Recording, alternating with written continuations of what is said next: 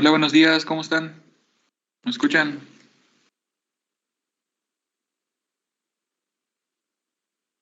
Buenos días, profe. Hola, buenos días. Buenos días, profe. Buenos días, profe. Buen día. Muy bien. Pues, antes de comenzar, quiero dar unos avisos. Ya les debieron aparecer dos asignaciones. Entonces, una es para concluir con lo de modificaciones que sufren las proteínas en los procesos de alimentos.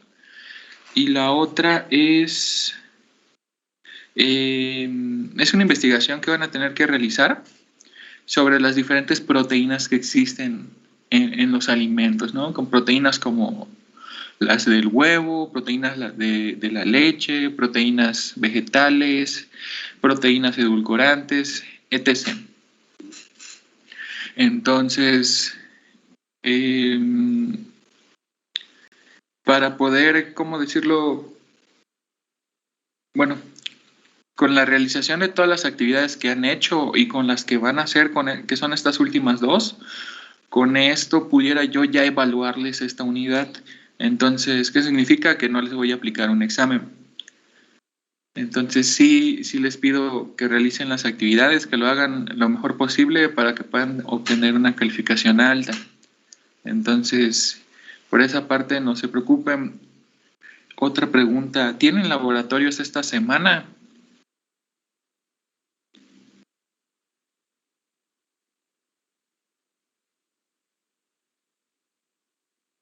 ¿O ya no tienen laboratorios en lo que queda del semestre? ¿Presenciales, profe? Sí, presenciales. Se supone que ya no. Bueno, entonces, por esa parte creo que ya no vamos a tener interrupciones. Entonces, ya terminando el día de hoy, pues ya pudiéramos empezar el día de mañana con la nueva unidad. Bueno, les recuerdo, ¿no? No van a tener que presentar un examen, solamente me tienen que entregar las últimas dos actividades que les marqué para poder, pues, evaluarlos con estas actividades. Bueno, antes de continuar, más bien, eso sería todos los avisos. ¿Hasta aquí alguien tiene alguna pregunta o duda?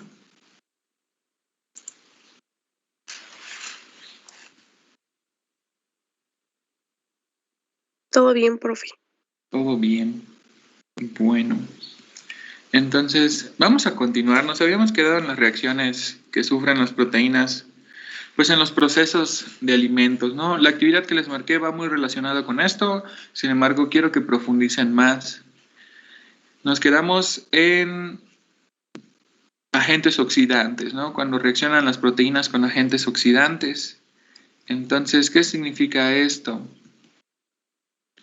Pues en teoría, en la industria alimentaria, cuando se utilizan pues los procesos de limpieza para los diferentes tipos de máquinas o instrumentos en los cuales pues se van a procesar alimentos, una de las técnicas más aplicadas para la limpieza de esto es mediante la aplicación de agentes oxidantes. Entonces, normalmente cuando estamos en la industria, pues vemos, ¿no? Diferentes tipos de instrumentos. Normalmente predominan los que son de acero inoxidable y una de las mejores maneras de poder esterilizarlos o limpiarlos es mediante la aplicación de estos agentes, ¿no? Entonces, algunos de los aminoácidos que son más vulnerables a esta, pues a la interacción con estos agentes, pues son la metionina, cisteína y triptofano, ¿no?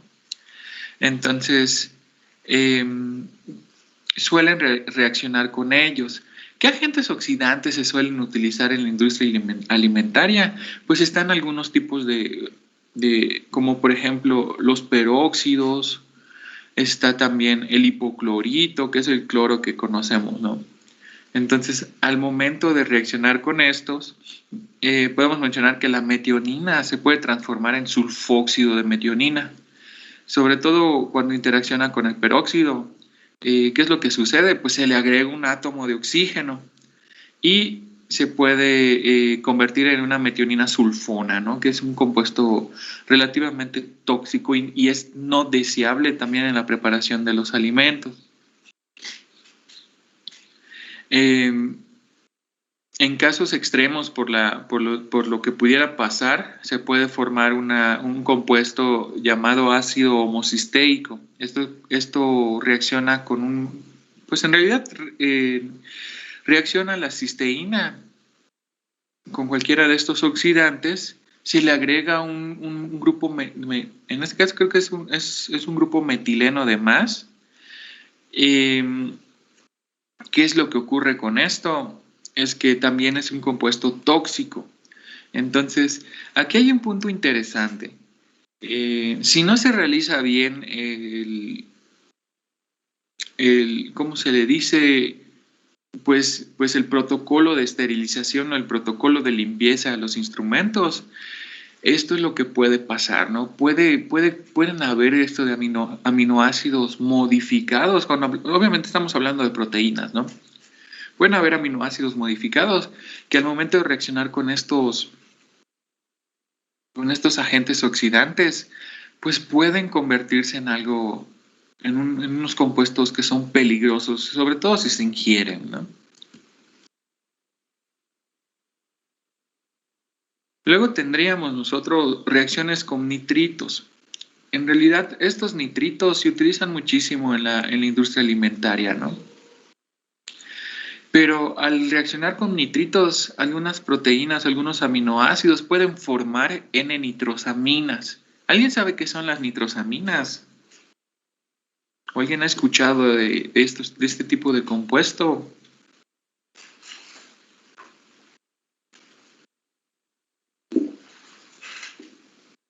¿Qué serán las nitrosaminas?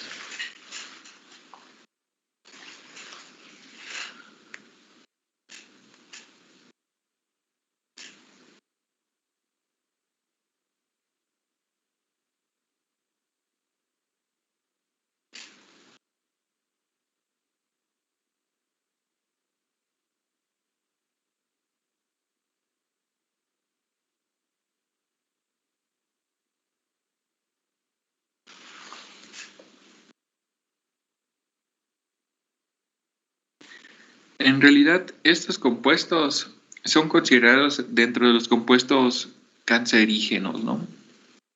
¿Cómo se forman? Pues se forman entre la reacción de nitritos y aminas secundarias. ¿En dónde podemos encontrar aminas secundarias?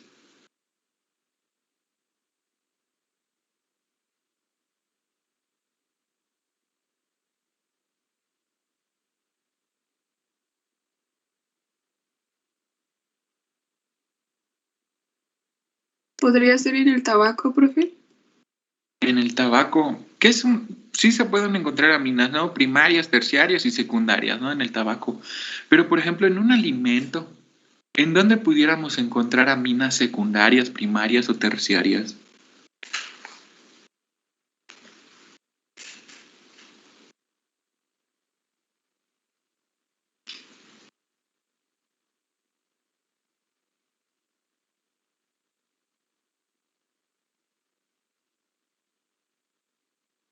Puede ser en el pescado, ¿no?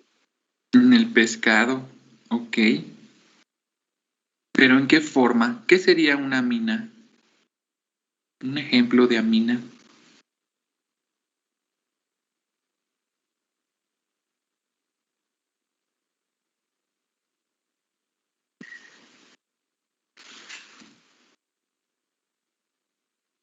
Vamos, yo sé que es lunes, pero yo sé que también ustedes ya saben esta teoría, ¿no?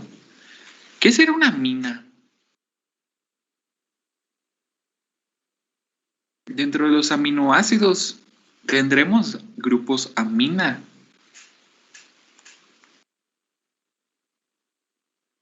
Sí, profe. ¿Como cuál aminoácido pudiéramos mencionar? Alejandra,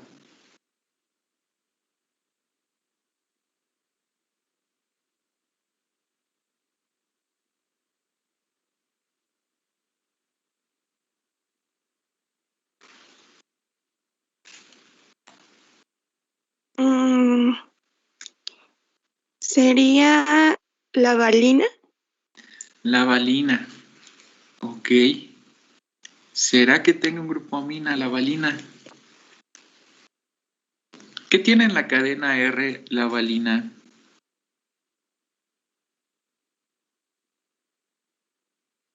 Mm,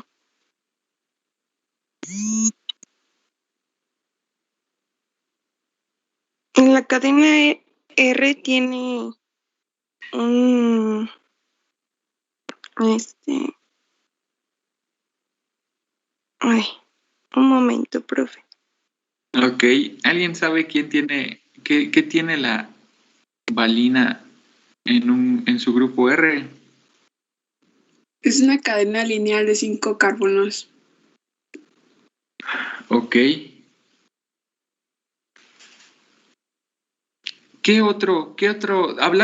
Viendo desde el punto del carbono quiral, ¿qué otros sustituyentes tendría la valina? Ya vamos a trabajar con este ejemplo, ¿no?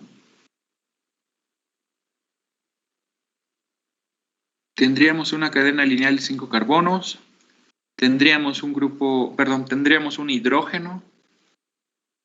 ¿Qué nos falta? Nos faltan 2. ¿Qué más tendríamos? El grupo amina y el grupo carboxílico. Ok. Entonces, ¿ustedes creen que los aminoácidos puedan reaccionar con este tipo de agentes? Más bien de estos nitritos, para formar nitrosaminas.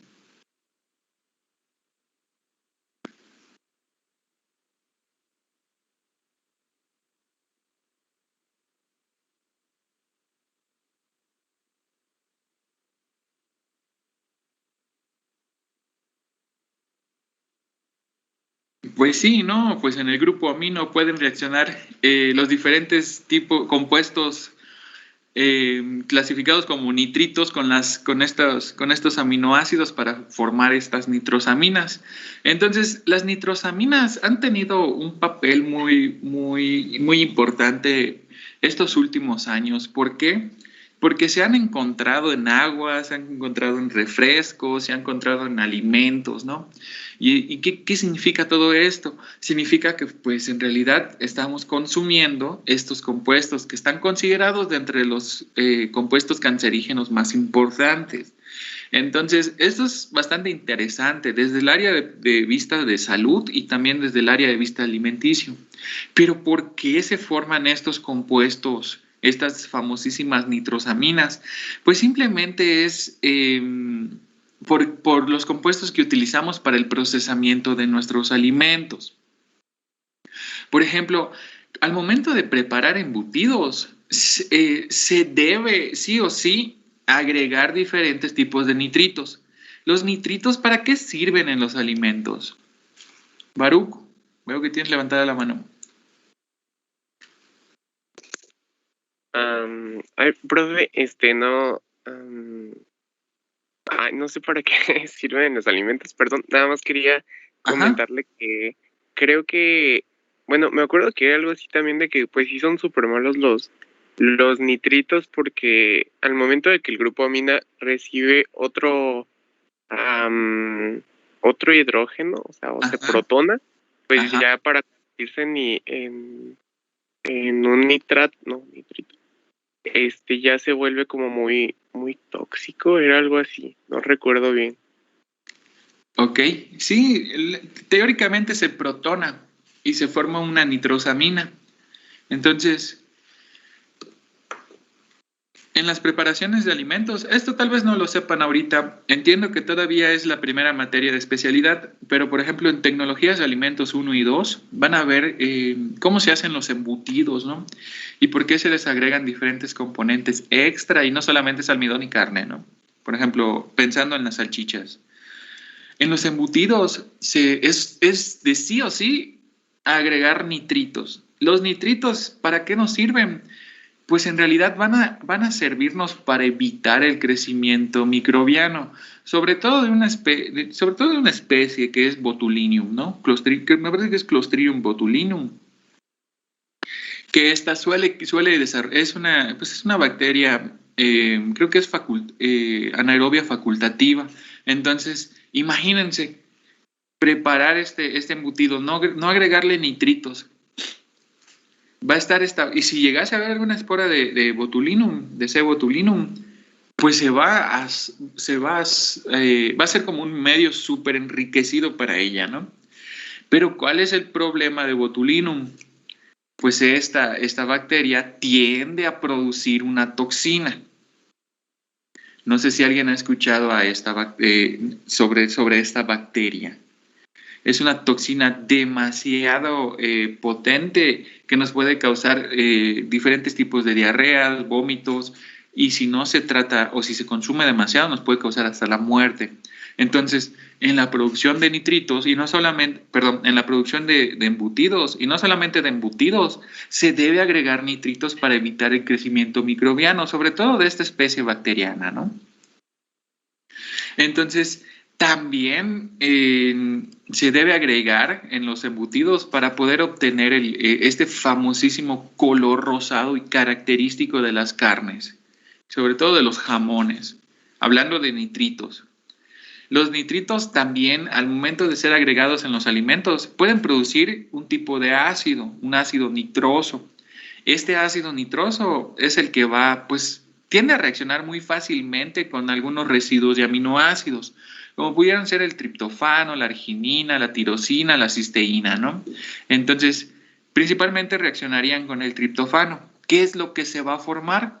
Pues es nitrosotriptofano, ¿no? Que también forma parte de las nitrosaminas. Con cisteína se puede obtener una nitrocisteína y con la prolina se puede obtener una nitropirrolidina, ¿no? Entonces, estos compuestos son son importantes, ¿no? Y hay que tener en cuenta esto. ¿Por qué? Porque como ya vimos, suelen ser compuestos cancerígenos. Hace como unos años se dio una alerta. Me parece que salió un aviso, no me acuerdo muy bien quién lo publicó, no estoy seguro si fue la WHO, que fue la Organización Mundial de la Salud, o fue la OMS. Entonces, que decía que el consumo de embutidos favorecía, pues en realidad, el desarrollo de cáncer, ¿no? Pero ellos lo publicaban como sal, que la sal que traían los embutidos causaba cáncer. Entonces hubo un problemón. ¿Qué fue lo que pasó? Que muchos dejaron de consumir sal, cloruro de sodio, y esto en parte está bien. Sin embargo, no dejaban de consumir productos cárnicos. ¿Por qué? Porque en realidad son mucho más baratos que el que comprar carne fresca, ¿no? En algunos casos. Entonces, no se especificó cuál era la sal que causaba estas reacciones, ¿no? Entonces, fue un problemón porque hubieron, como siempre hay dos tendencias, ¿no? Una que defiende los embutidos y otra que defiende, pues, la salud, ¿no? Por así decirlo. Entonces, en ese entonces, como alimentólogo, pues te pones a pensar, ¿no? Que si en realidad estamos haciendo las cosas bien o qué estamos haciendo, ¿no? Pero sí, al fin y al cabo, es una interpretación que le podemos dar desde el punto de vista personal, ¿no? ¿Qué es lo que sucede? ¿Es bueno o no agregar nitritos a los alimentos? Sí es bueno. ¿Por qué? Porque alargamos la vida de anaquel de estos. Pero es malo cuando no se mide el consumo. Porque pues no es muy diferente tener una dieta balanceada. Estar consumiendo embutidos diarios es donde radica el problema de estos compuestos. A bajas dosis no te van a ocasionar nada. Pero si lo consumes diario, 3 veces al día, 5 veces al día, estar comiendo pura salchicha o estar comiendo puro jamón, tal vez sí puedas desarrollar un tipo de cáncer. Entonces, aquí esto es lo importante, ¿no? Hay que saber en realidad qué es lo que sucede. Bueno, también hay otros ejemplos, ¿no? Pudiéramos mencionar las glicosilaminas. Estas pues suelen producirse en una reacción que ya conocemos, que es las reacciones de Maillard. Si se acuerdan, durante los procesos de la reacción de Maillard existen dos tipos de productos, los productos pertenecientes a la reacción de Amadori y de Haynes. Entonces, estos productos pues tienen la facilidad de reaccionar con los nitritos. Entonces también se pueden formar algunos tipos de nitrosaminas. Entonces, como siempre, después de haber detectado esto que contienen nuestros alimentos, pues ya empieza a haber un esfuerzo por parte de la comunidad, en este caso de los alimentólogos, ¿no? Para poder minimizar la producción de esta famosísima N-nitrosamina al cocinar. Asar a la parrilla, porque también asar a la parrilla puede producir este tipo de compuestos. O también, pues, asar también, ¿no? Utilizar fuego para los embutidos. O el típico, ahorita teniendo en cuenta esto, hay unos videos, me parece que en TikTok, no sé si es un chef o es un cocinero o no sé qué relación tiene con el área de alimentos, que recomienda asar el queso asadero en su empaque de plástico, ¿no? Entonces esto es una mala práctica. Esto yo creo que cualquier persona con estudios evitaría realizar. ¿Por qué? Porque pues ya se conoce que dentro del plástico existen algunos compuestos que reaccionan con los alimentos, se pueden permear en la capa de los alimentos y causar diferentes tipos de reacciones. Y no se diga, también pudiéramos ver el efecto de algunas nitrosaminas. Entonces, ¿cómo se controlaría esta producción de nitrosaminas? Pues también hay una técnica que se ha estado utilizando. Consta en agregar, en vez de agregar algunos nitritos, pues se debería agregar ácido ascórbico y también el ácido eritóbico para poder controlar estas diferentes reacciones. Aquí cabe mencionar que la producción de nitrosaminas suele darse en pH ácidos. Entonces, el pH de estos embutidos tiende a ser ácido. Entonces, si podemos regularle el pH, se pudiera evitar la formación de estas nitrosaminas, pero estaríamos descuidando el área sobre todo de la contaminación por microorganismos. Entonces, es un reto. Hay que tener en cuenta esto, ¿no? Hay que siempre tener en cuenta toda esta información en la mesa al momento de desarrollar un alimento. ¿Preguntas hasta aquí? Valeria, Jacqueline.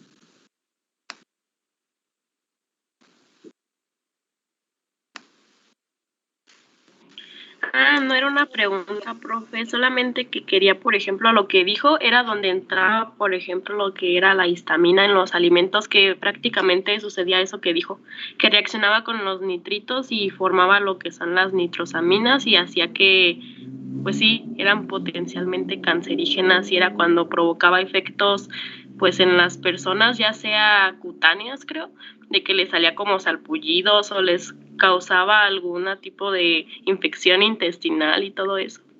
Ok, muy buen comentario. Esto sí está relacionado. Sobre todo, mira, hay un montón de aminoácidos, ¿no? Los que más vamos a encontrar son en los alimentos, pudiera ser el triptofano, la arginina, la tirosina, la cisteína, que son los que más fácil reaccionan. Pero después de estos están otros aminoácidos como el que mencionas, como la histidina. La histidina sí se encuentra en los alimentos, pero no es tan común, por así decirlo, ¿no? ¿En dónde es más común verlo? En los fármacos, pero pues eso es otra área, ¿no? Por eso a veces cuando solemos tomar las medicinas, aquellos que somos muy alérgicos, tratamos de tomar, por ejemplo, cloranfenamina, esto de algunos antihistamínicos, hay una reacción, ¿no? Entonces, al haber una reacción por histamina, que normalmente la gente suele ser alérgica a esta, porque pues por cualquier manera que la hayamos consumido, si fuera exógena, sobre todo cuando es exógena, nos puede dar una reacción alérgica, como mencionas. Entonces, existen fármacos que podemos tomar como son los antihistamínicos que evitarían este tipo de reacción. Pero ojo, Los antihistamínicos también pueden ser, ¿cómo se les dice? Pueden tener una actividad pues no deseada. Entonces, es otro rollo completamente, ¿no? Pero como dices, sí, también la histidina tiene mucha importancia en la preparación de alimentos. Muy buen aporte, Jacqueline. Valeria, ¿quieres agregar algo? Tengo una duda, profe. Sí. ¿Me puede repetir? Había dicho que en lugar de agregar nitritos, agregaba ácido ascórbico, ¿y cuál otro? El eritóbico. Ácido eritórico, ¿cómo? Eritóbico. Lo voy a escribir aquí para que no haya... Sí, gracias.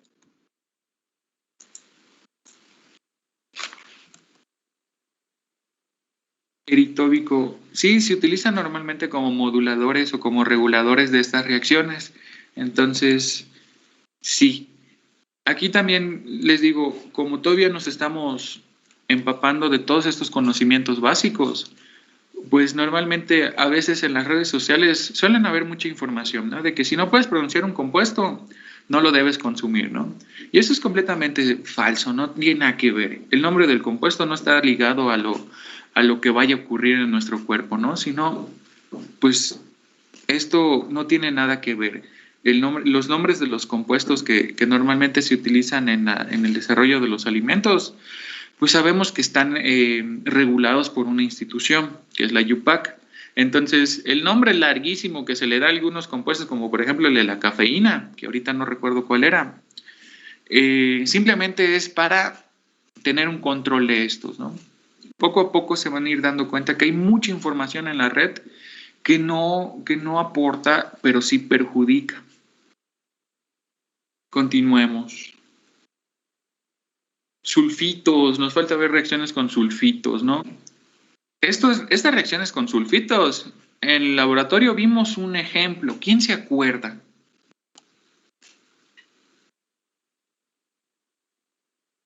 ¿Qué tiene que ver estos sulfitos?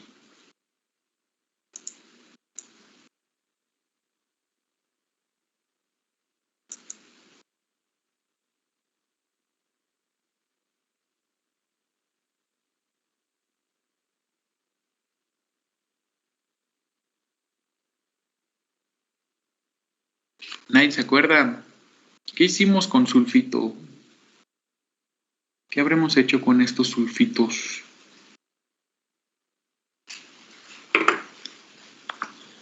Profe, me acuerdo que se utilizó sulfito para meter como pedacitos de papa y evitar como que se oscureciera, algo así.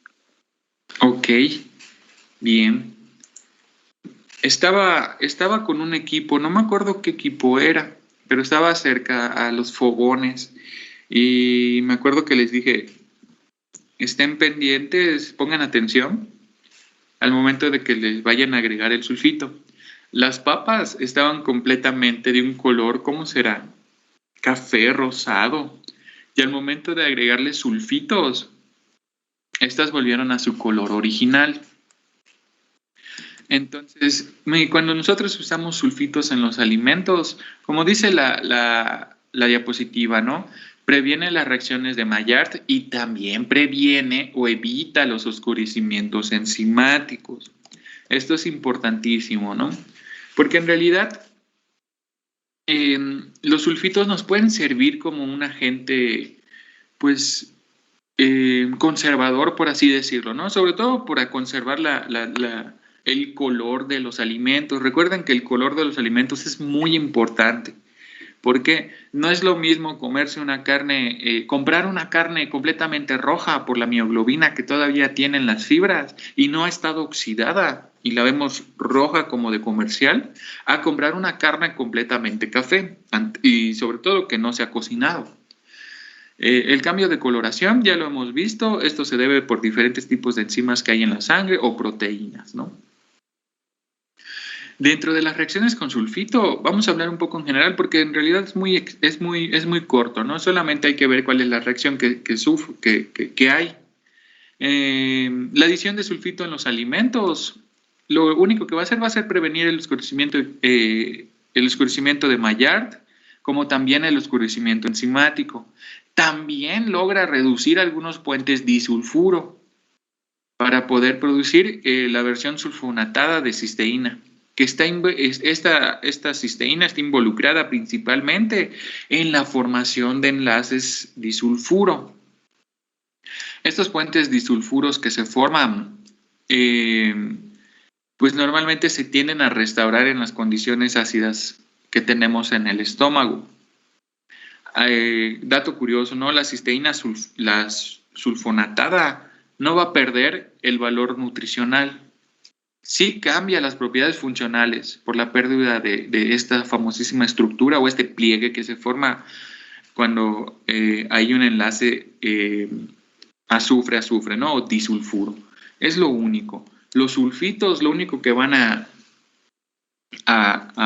brindar en la preparación alimenticia es evitar el oscurecimiento en general.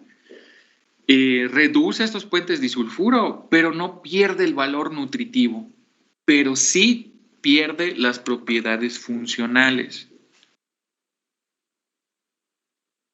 Entonces, los sulfitos sí son muy utilizados en los alimentos. Porque me acuerdo que me preguntaban que si se podían comer las papas con el tratamiento de sulfitos. Les dije que no, porque teníamos una solución un poco más concentrada de lo permisible. Entonces, tampoco es que les vaya a pasar algo, solamente les daría un dolor de panza y probablemente una diarrea, ¿no? Pero en realidad los sulfitos se deben utilizar a bajas concentraciones. Luego tenemos las reacciones de carbonilamino. Estas reacciones son muchísimas, pero vamos a ponerlo en donde principalmente se dan. A ver. Bueno, pues ya saben, ¿no? Las reacciones de carbonilamino también son conocidas como las reacciones de oscurecimiento no enzimático, o también conocidas como las reacciones de Maillard. Esta ya la hemos visto, ¿no? Estas principalmente se van a presentar en los alimentos que van a ser sometidos a temperaturas altas, ¿no? Ejemplos, puede ser el horneado, el freído, el asado, entre otros tipos de procedimientos. Y como punto adicional, estas deben tener un alto contenido de proteínas y también de carbohidratos. Entonces, los carbohidratos son los que involucran el grupo aldehído reductor. Hablando de los azúcares, ya sabemos que los azúcares pues, pueden tener dos grupos funcionales diferentes. Más bien se clasifican en dos tipos, aldosas y cetosas, ¿no? Entonces, al reaccionar con sustancias como pudieran ser el ácido ascórbico o también el carbonilo del enranciamiento de los lípidos, también pudiera ser a los grupos libres de los aminoácidos, se pueden formar cambios de coloraciones. Entonces, esto es bastante interesante, ¿no? Cuando nosotros exponemos un alimento a altas temperaturas, lo que vamos a obtener es un valor agregado en el color, en la presentación, en el olor, en el sabor, pero normalmente tendemos a disminuir el valor nutritivo que tienen estos alimentos. ¿Por qué se reduce el valor nutritivo al momento de asar una carne? ¿Alguien sabe?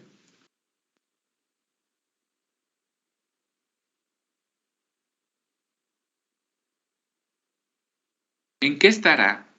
¿Tendrá algo que ver con la reacción de Maillard? Profe, ¿podría ser porque la temperatura puede llegar a desnaturalizar las proteínas? Ok. Puede ser que las desnaturalice, pero también recuerda que la desnaturalización, ¿qué era?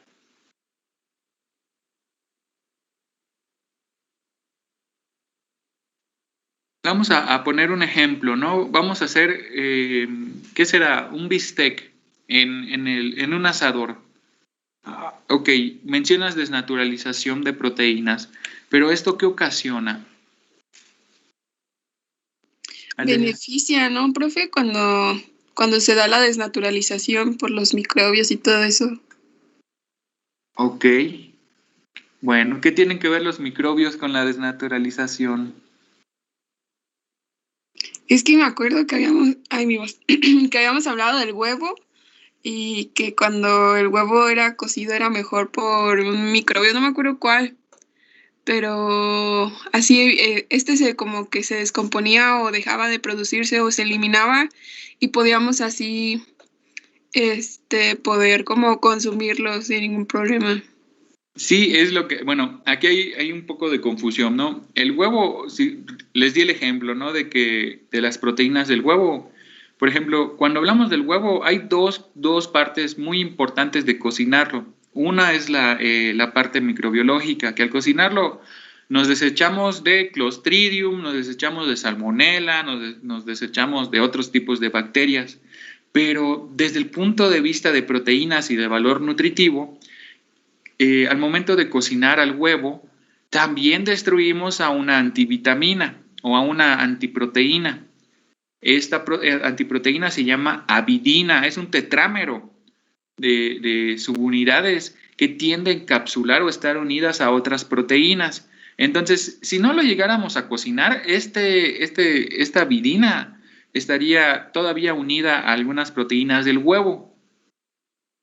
Entonces, al momento de consumirlo y digerirlo en el estómago, las enzimas no serían capaces de cortar esta avidina. Entonces, pasaría y entraría, más bien saldría como entró.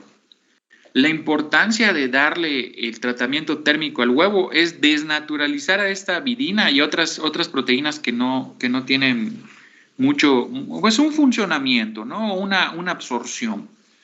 Se desnaturaliza y nos produce o sea, ¿qué es lo que sucede después de desnaturalizar la avidina? Pues va a haber una mayor biodisponibilidad de proteínas. Entonces, era por eso, porque la desnaturalización destruye a una proteína que simplemente no aporta valor nutricional, pero sí lo resta del producto, ¿no?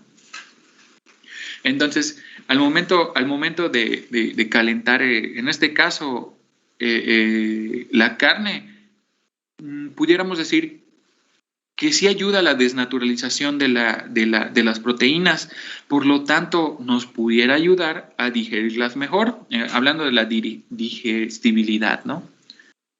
Alejandra. Sí, profe. Es que hace rato mencionó que si pasaba la reacción de Maillard. Ajá. Y en la carne, debido a la temperatura, sí ocurriría esta reacción y produciría ese oscurecimiento en la carne y como tostado. Ajá. Sí, nada más eso iba a comentar. Ok, muy bien. ¿Qué es lo que pasa, no? Al momento de asar la carne, ¿por qué decimos que pierde valor nutricional, no? Porque al momento de unirse, recuerden que el azúcar con diferentes tipos de aminoácidos o proteínas, estos pues van a empezar a formar melaninas. Estas melaninas no tienen un valor nutricional como tal, pierden todo el valor nutricional. ¿Por qué? Porque se unen tan fuertemente que el momento de llegar al estómago, pues no se digieren. Vaya, no se van a digerir. ¿Qué es lo que aportan? Aportan este color, este sabor, esta textura, ¿no? Entonces, sí hay una disminución en el valor nutritivo de estos. No sé si queda claro. ¿Alguien me confirma si sí queda claro o tiene alguna pregunta sobre esto?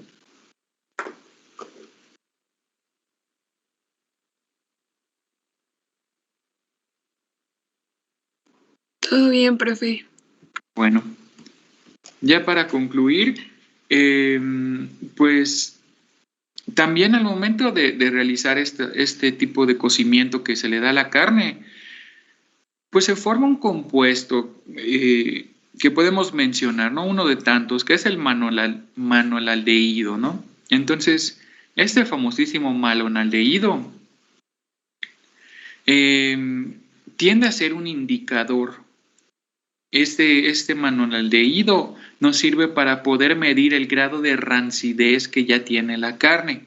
¿Y a qué voy con esto? Después de haberla cocinado, y se deja reposar un tiempo, si no se consume, se va a empezar a formar un malonaldehído. Entonces, esto es después de realizar el cocimiento, ¿no? Y si se guarda en el refrigerador la carne, pudiéramos empezar a ver pues concentraciones de este compuesto. De hecho, este compuesto es el que se utiliza para cuantificar, para ver si en realidad, para evaluar y analizar qué tan rancia está la carne, ¿no? O los alimentos. Entonces, es una de las pruebas dentro de los análisis de alimentos que se utiliza hablando de estos mismos, ¿no? Ya para finalizar, ¿cuáles son los que se oxidan o cuáles son los que reaccionan? Pues principalmente son la metionina, la tirosina, la histidina y el triptófano en estas reacciones de carbonilamino. Bien, ¿preguntas, dudas, comentarios? ¿Por qué esos son los que reaccionan, profe? Está relacionado con su grupo R, Baruch. Entonces, con la cadena lateral, nos dan un poco de información, ¿no? ¿Qué tipos de aminoácidos, qué tipo de sustituyentes tienen? Entonces, por ejemplo, la histidina, ¿qué tipo de cadena lateral podemos ver en ella?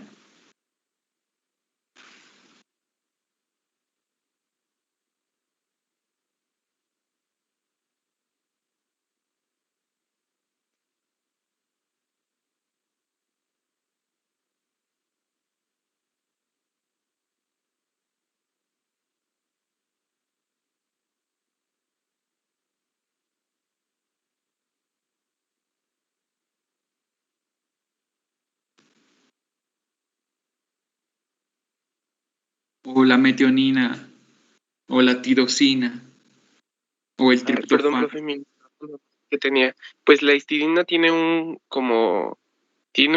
ciclo, y en ese ciclo tiene un grupo amina y otro nitrógeno.